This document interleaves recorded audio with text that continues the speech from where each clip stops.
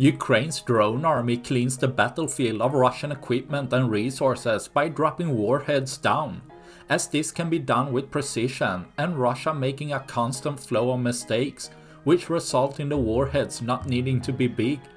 Having anti-personnel hand grenades to take out armored vehicles or even tanks, or small high-explosive dual-purpose grenades to take out Russian ammunition left out in the open, as it doesn't take much for a chain reaction to start, exchanging a single grenade against much more Russian ammunition, leaving less for tomorrow.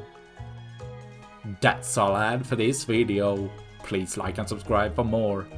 Thanks for watching. Bye.